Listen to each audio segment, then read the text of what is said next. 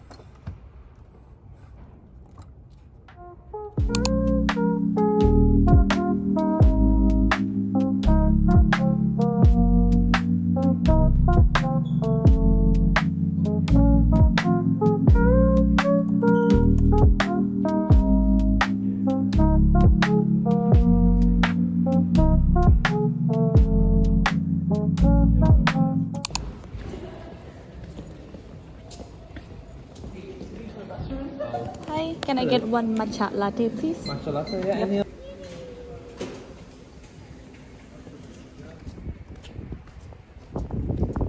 Haha, matcha is here.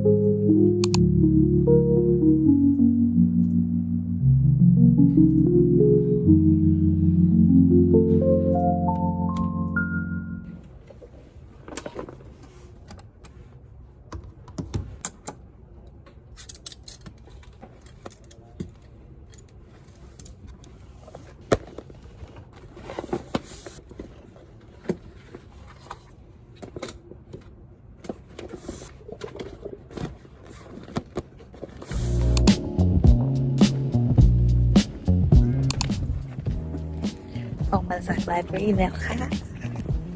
กำลังกลับห้องตอนนี้น่าจะทุ่มหนึ่งแล้วแต่ยังสว่างอยู่เลย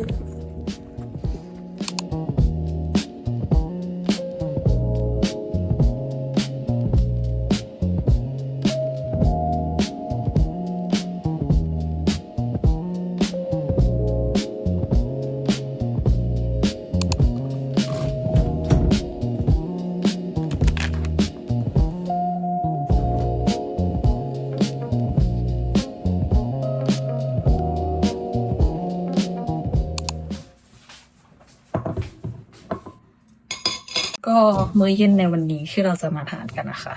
เป็นมื้อเย็นสำหรับคนขี้เกียจแบบเราขี้เกียจทำกับข้าวค่ะ ก็จะมีเกี๊ยวนึ่งแต่ว่าเอาไปไมโครเวฟมา มันเป็นแบบฟรอเซนมานะคะ แล้วเราก็เอาไปไมโครเวฟก็มีอินโนเซนต์คือ my beloved smoothie มากๆแบบมันเลิศมันอร่อยแล้วก็มันบอกว่า we never add sugar ก็คืออาจจะดีต่อสุขภาพแต่ไม่รู้ว่าไม่แอดน้ำตาลจริงไหมแต่ว่าไม่ชอบมากอันนี้นะคะขออนุญาตไปทานข้าวก่อนเลยค่ะ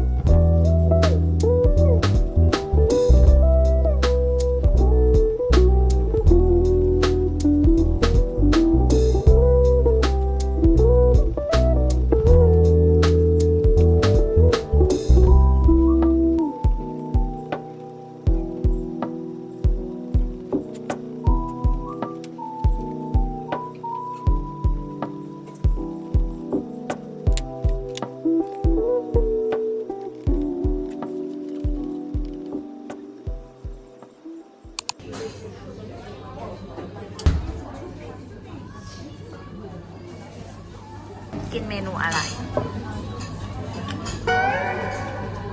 บัตเตอร์ป๊อปคอร์นลาเต้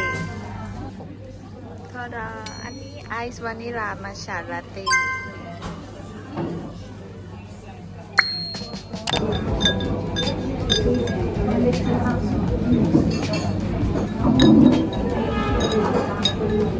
เป็นนมโอ๊ตชิมไหม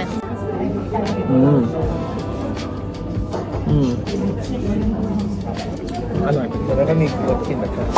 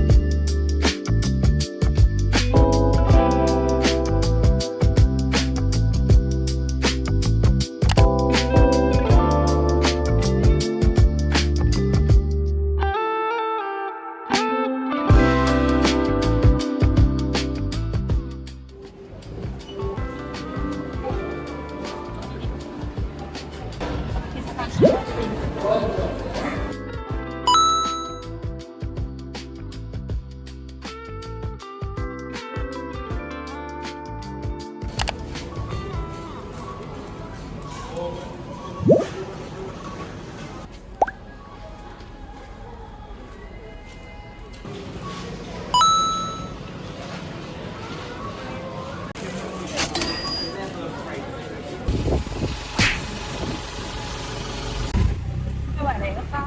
ของเยอะเกิน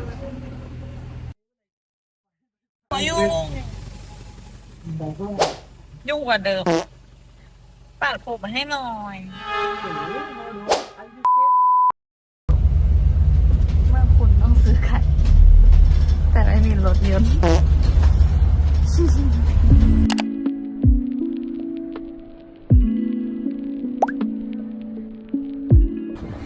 วันนี้อากาศดีมากทุกคน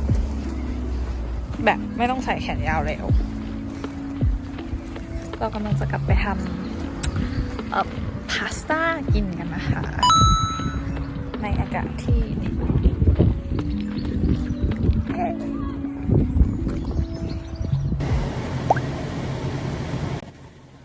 วันนี้เราจะมาทำพิซซ่ากินกันนะคะ คือเอาไปอบแล้วก็เอามาเป็นเมนู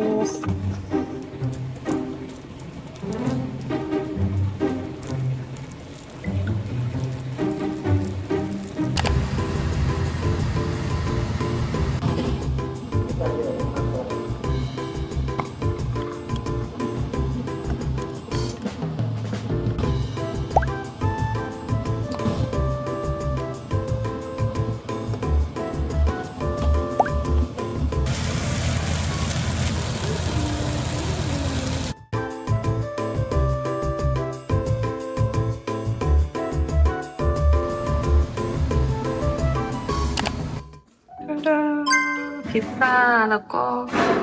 ผัดมักกะโรนีซอสศรีราชา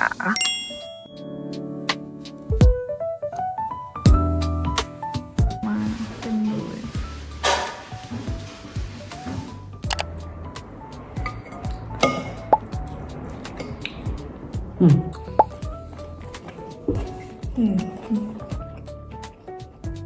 อร่อยดีอ่ะ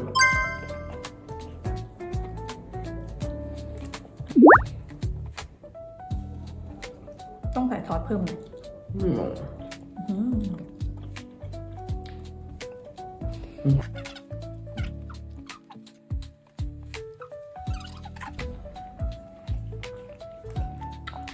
ไปกินแล้วไปมองก็สำหรับบล็อกก็อาจจะหมดเพียงเท่านี้เนาะก็อาจจะไม่ค่อยมีอะไรเพราะว่าอ่านหนังสือไปทำงานกลับมากินข้าวอยู่แต่ในห้องหรือไม่ก็ไปไลบรารีวนลูปอยู่อย่างนี้แต่ว่าตอนนี้ท้องฟ้าสวยมากทุกคนข้างนอกคือซันเซ็ตนะคะแบบเลิศเลยล่ะก็ประมาณนี้นะคะเป็นบล็อกไดอารี่สำหรับวันชิวๆของเราเองนะคะก็สำหรับวันนี้ขอตัวลาไปก่อนก็ถ้ามีโอกาสอาจจะมาอัดบล็อกที่อาจจะมีสาระมากกว่านี้ให้ชมกันนะคะ ก็ไปแล้วบ๊ายบายค่ะ